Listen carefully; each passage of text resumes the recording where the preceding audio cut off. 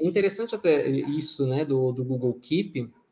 Tem um livro que eu li no ano passado, muito bom, chama A Cachorra, da Pilar Quintana.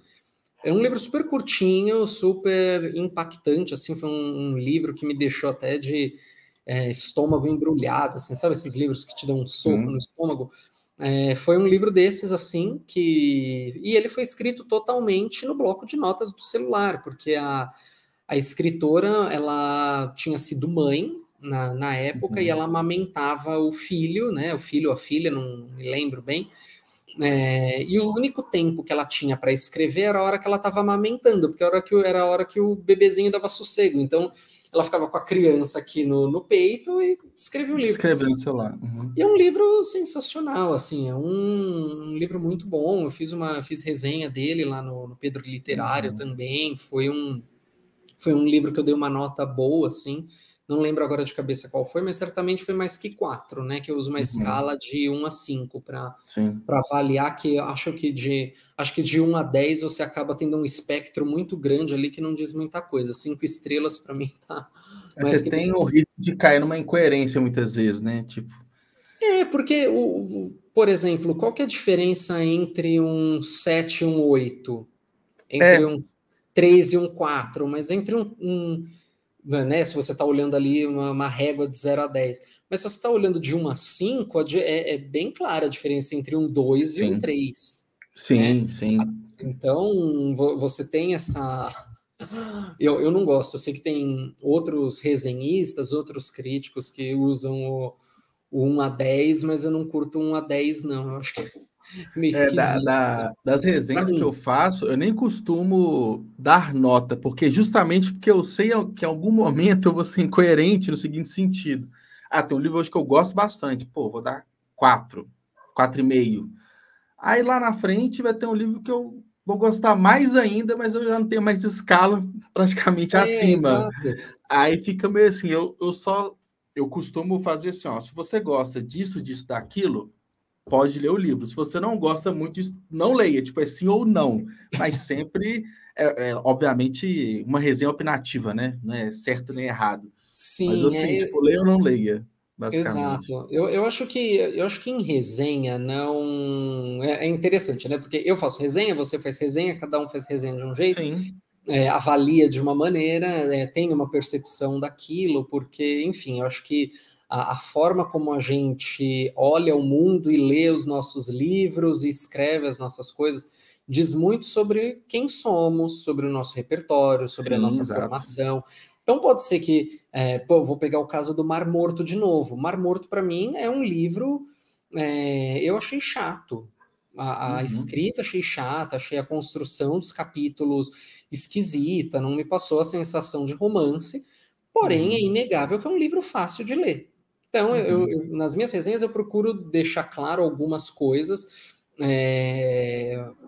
assim, mais do aspecto do livro em si. Então, eu costumo falar muito do texto, se o texto é fácil, se o texto é difícil, se o Sim. texto é mais acessível, se você precisa de algum apoio. Tem um livro da Ruth Guimarães que chama Água Funda, é um livro muito bom.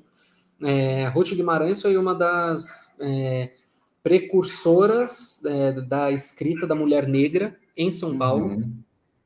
Ela está sendo redescoberta muito tardiamente, creio eu. Felizmente está sendo redescoberta, está sendo reeditada, rediscutida. Ela está diretamente ligada ao movimento modernista, que a gente está Uhum. comemorando esse ano, né? 100 anos da Semana de Arte Sim, Moderna, sim. especificamente nessa semana. E Ruth Guimarães foi uma discípula do Mário de Andrade, né? Que foi um dos fundadores do movimento modernista no Brasil. É uma pessoa que a gente fala pouquíssimo.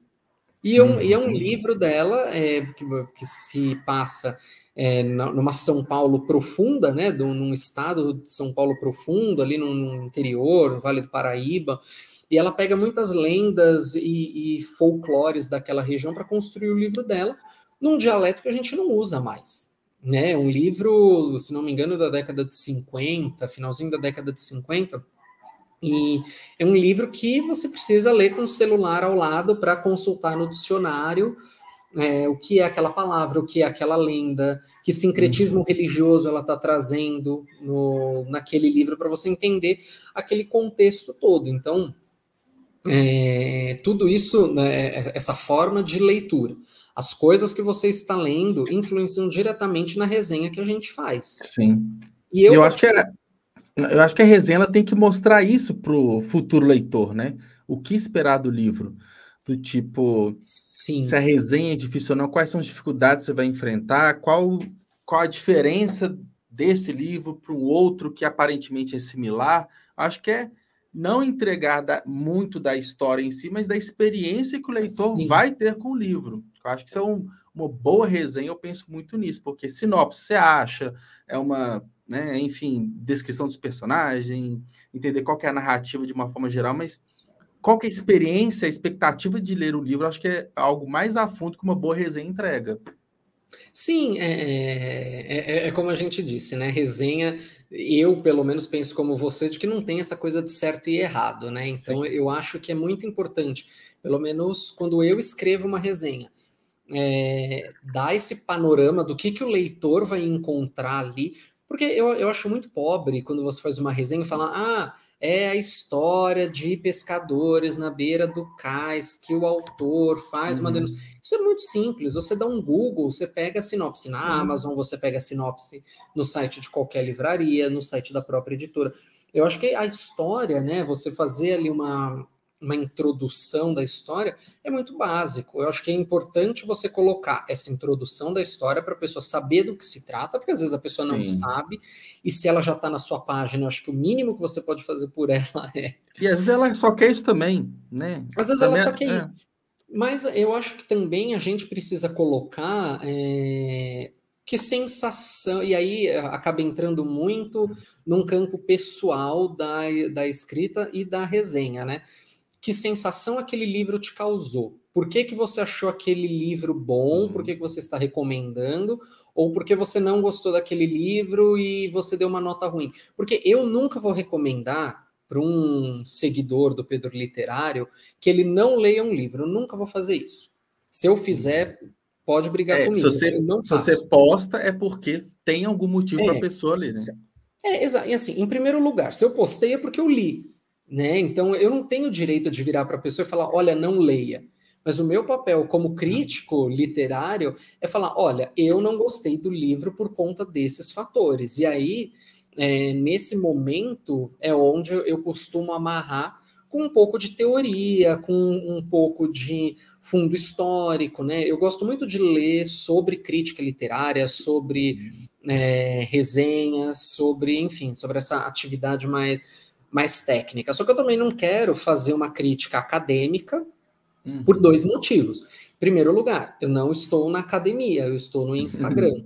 Eu tenho uma limitação de 2.200 letras com espaço para fazer uma resenha, que é o tamanho da legenda do Instagram. Que 2.200 caracteres é bastante, é pouco e muito ao mesmo tempo, porque você tem pouco, às vezes é uma história tão empolgante, tão cheia de meandros, que você quer fazer uma análise mais aprofundada, o Instagram não te permite. Aí você pode fazer no Medium, coloca o link, redireciona para lá, maravilha. Para um blog é pouco, mas numa rede social é muito. Exato, né? E o segundo ponto é que eu acho que o Instagram não é lugar para isso. Eu acho que hoje a gente vive numa sociedade apressada. As pessoas elas querem imediatista, coisa né? imediatista, tanto que TikTok está aí bombando com vídeo de 10 segundos com as pessoas indicando 20 livros. Faz assim. Né? Só aponta e nem abre a boca, né? E acabou. Hoje eu fiz me meti um pouco ali no mundo dos Reels, indiquei alguns livros, mas são livros que eu já li, livros que eu conheço, livros que... Né? Mas assim, tem um escritor, um pesquisador que eu gosto muito, que é o Marshall McLuhan, que ele tem uma frase muito boa. São duas, na verdade. Uma é que o meio é a mensagem e outra é que o meio é a massagem. Então, se a gente for levar isso para o Instagram, né, do meio é a mensagem e o meio é a massagem, Instagram não é lugar para você aprofundar conteúdo. Instagram é uma rede social de imagem, que nós somos muito doidos de fazer resenha de livros numa rede social de imagens, mas é onde a gente consegue alcançar público. Né? E tem a legenda, você tem um espaço. Hoje o Instagram já te dá uma possibilidade de você fazer vídeos. Você consegue usar o Instagram como um YouTube, por exemplo, tem um canal ali dentro, né, do IGTV, mas assim, não é o propósito da ferramenta ser algo para discussões muito profundas, que é o que me leva ao meu segundo ponto com as minhas resenhas. Eu não quero que as minhas resenhas do Instagram sejam academicistas, né? Seja aquela coisa de segundo Antônio Cândido no livro tal. Amo Antônio Cândido, adoro Antônio Cândido, leio pra caramba os livros dele, acho que é um teórico que qualquer pessoa que faça resenhas em qualquer lugar deveria ler Antônio Cândido. Inclusive, esse livrinho dele aqui é muito bom, que é Introdução à Literatura Brasileira.